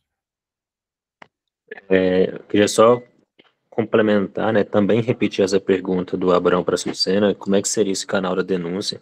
Porque assim, o que a gente mais tem ali na consultoria, Sucena, são esse tipo de situações de retificações, de material de construção, empresas de prestação de serviço. O pessoal sabe que basta ir lá no PG10, falando de empresa do Simples, né, que é a grande maioria, basta lá no PG10 você fazer uma alteração simples ali de segregação de receita e pedir a restituição depois, 45 a 60 dias a Receita libera.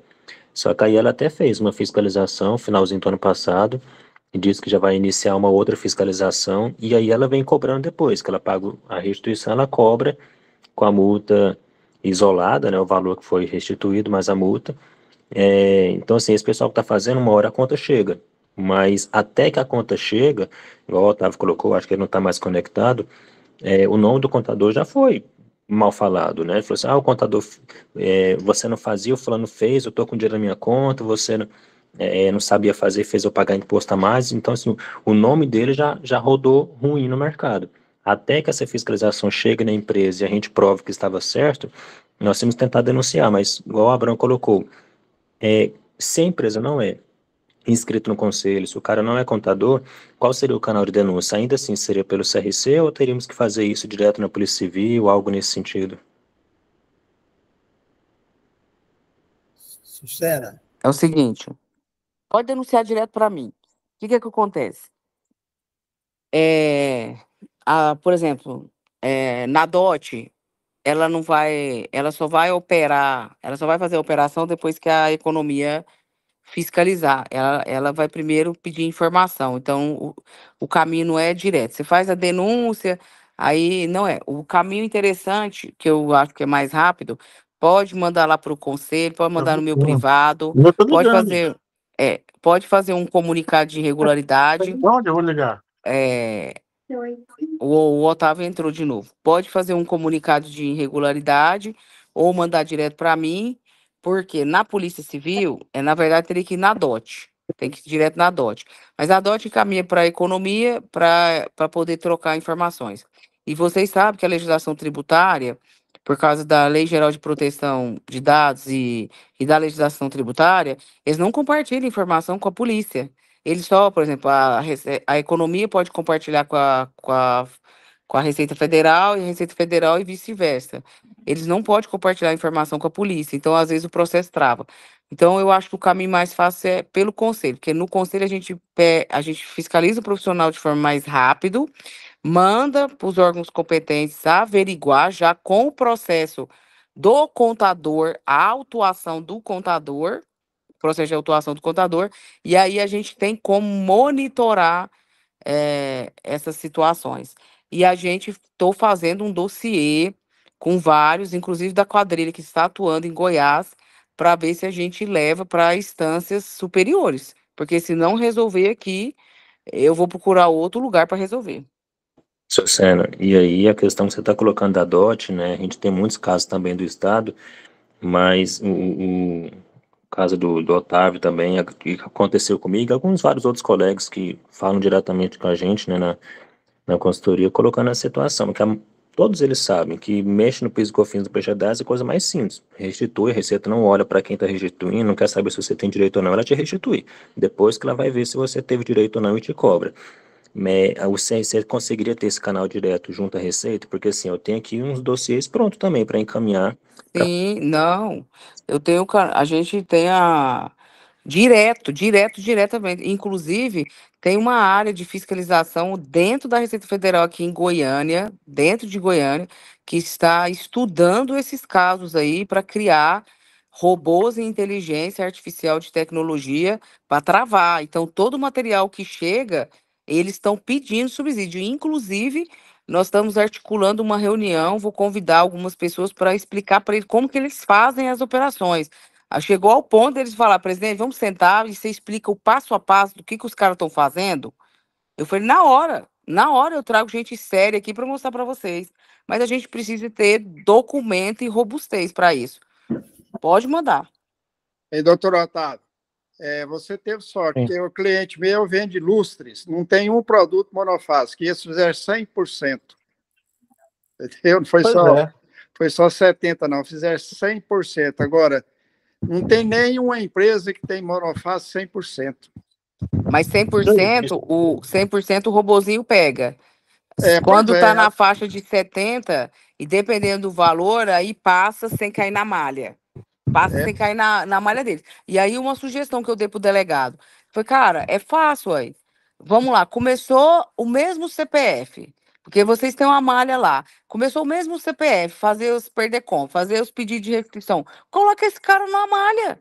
Coloca ele no radar de alerta, porque tem alguma coisa errada. Mas ele falou para mim que é absurdo,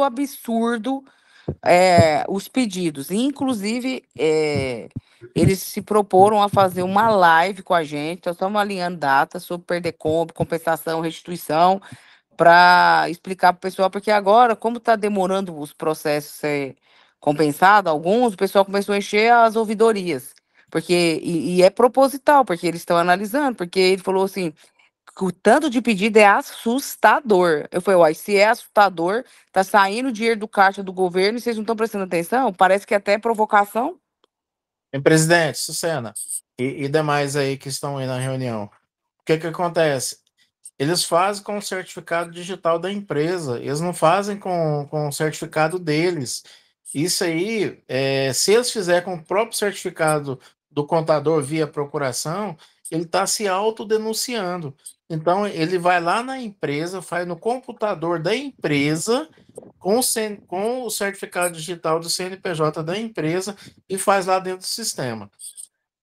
Eu não ouvi o que você falou, porque no celular acabou a bateria e nem estava observando. Acabou a bateria, eu peguei o celular da minha esposa aqui.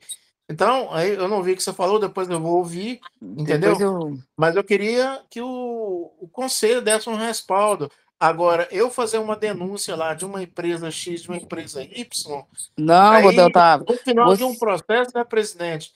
Aí eles vão descobrir que sou eu, aí eu posso ser até ameaçado de morte por aí. Então, o site, eu vou Você pode ter uma mandar para mim. oportunidade. Não, você pode mandar tudo para mim que não vai ter identificação, não. Só que esse cara que você está falando aí, ele tá ultrapassado. Porque os bandidos que estão fazendo, eles fazem no nome deles, porque eles já criaram uma situação que quando eles são acionados, os caras são tão malandro que eles fazem no nome deles, porque quando a empresa é autuada, eles acionam o seguro de responsabilidade civil para pagar as multas das empresas. E aí, como o empresário não é prejudicado, o cara não formaliza a denúncia.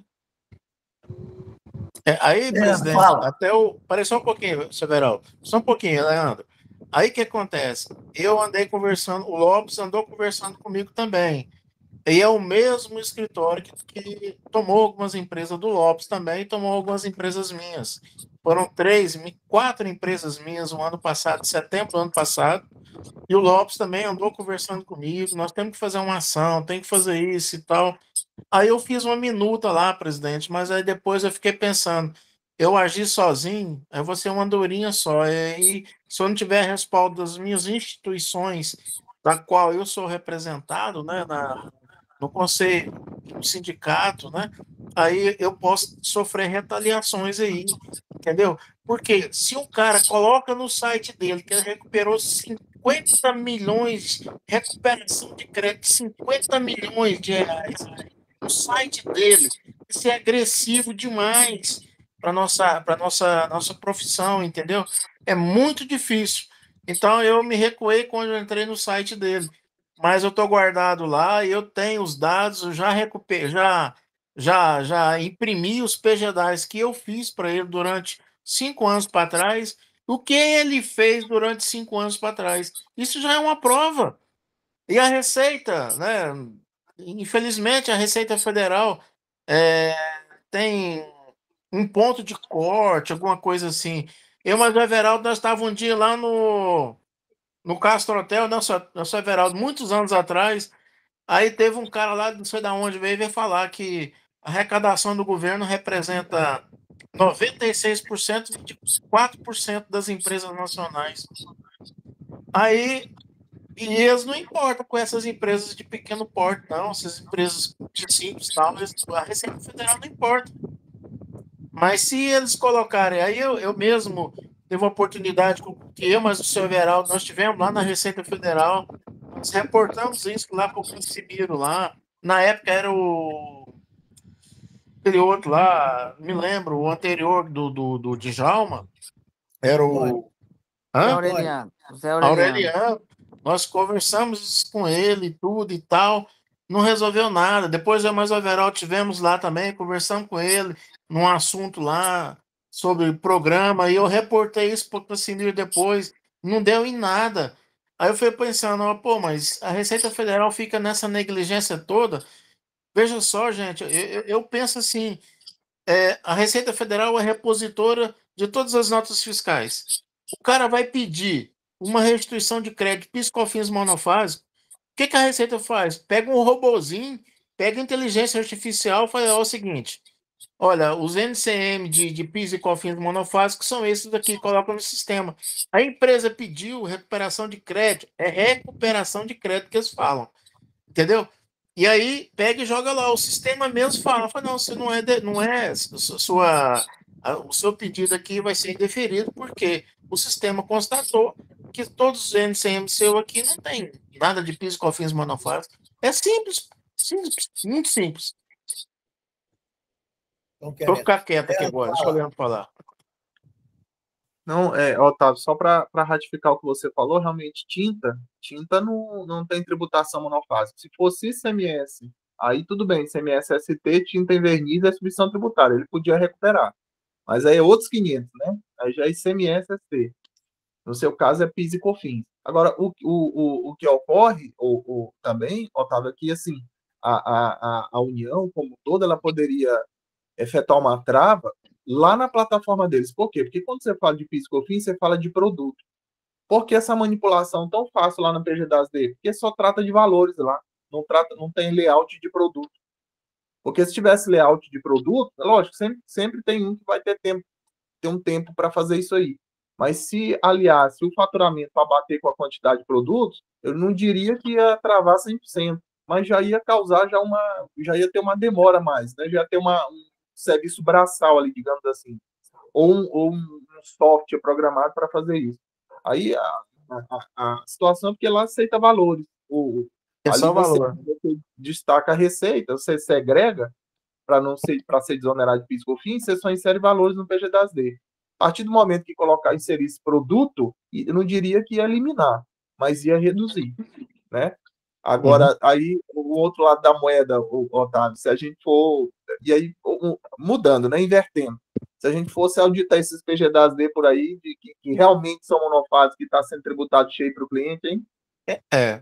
Mas aí é o seguinte também, não sei se você teve a oportunidade de entrar no site do Simples Nacional e ver a estatística de recolhimento de tributos, né, dessas empresas no Brasil inteiro. Eles têm lá uma estatística por mês a mês e tal, por tributo, tudo certinho.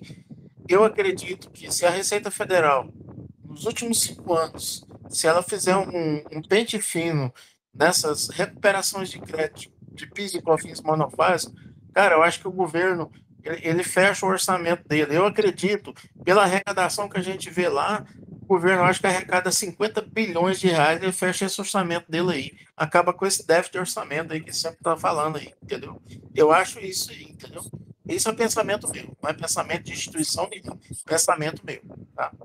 Bom, bem, pessoal, pessoal tocar sair todo mundo, então nós vamos espichar essa conversação, Otávio, se depender de mim, eu assino qualquer coisa para você aí, para a gente ver se acaba com isso aí, certo? Tá? Severaldo, vamos fazer assim, Severaldo.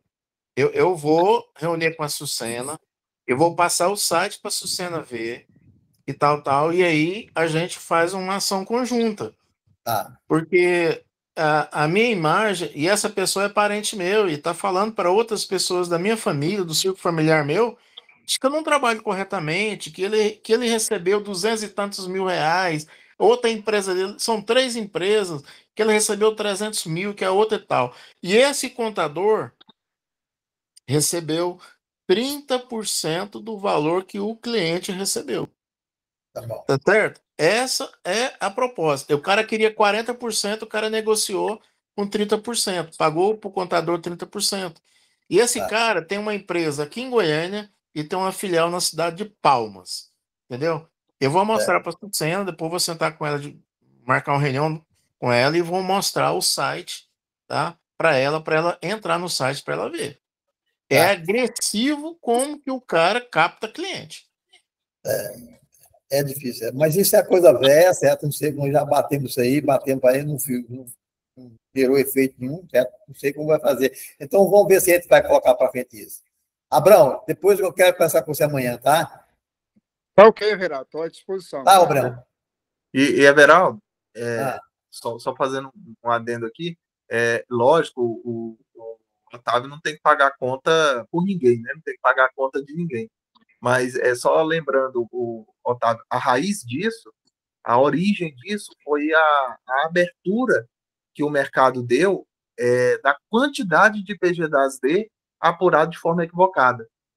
Encontrou-se essa válvula, né, de recuperação de crédito, uma válvula financeira muito atraente, tanto para quem executa o processo, tanto para os empresários que recebem. Então, digamos assim, essa insuficiência técnica na apuração dos PG-10D geraram essa abertura do mercado. É lógico que ninguém tem que pagar a conta por isso, né? E dessa abertura do mercado se começou a realizar o ilícito, né? Mas isso derivou da quantidade exorbitante de PG-10D, que era para ter sido desonerado PIS e COFINS, de vários produtos sujeitos à tributação monofásica, né? E aí medicamento, aí máquinas e veículos, né? Querosene de aviação, álcool, inclusive carburante, então assim, bebidas frias, né? Então assim, isso tudo começou da abertura que o mercado deu, em que muitos casos tem essa situação ilícita, mas tem muitos casos que os PG-10D foram apurados indevidamente, que não foi desonerado PIS e COFINS. E também correndo por fora o ICMS-ST, que muitas das vezes o empresário paga 2 vezes, tanto o PIS e COFINS como o ICMS. Tá bom. Então, pessoal, vamos pegar com força, Otávio, veja o que ele pode fazer. Viu, Abrão? Amanhã eu quero conversar com você. Então, tá ok. Pessoal, então até... Estou à disposição, tá ok? Estou à disposição. Tá ok? Estou à disposição, tudo bem? Falou. Então, até terça-feira, se Deus quiser. Boa noite, coronel. Todos e uma boa semana. Boa noite, gente. Boa noite, coronel. Boa noite, Wesley. Não vi a camisa do Super-Homem? Boa noite. Não, hoje eu não estou de Super-Homem, não. Hoje eu estou de Clark Kent, estou normal hoje.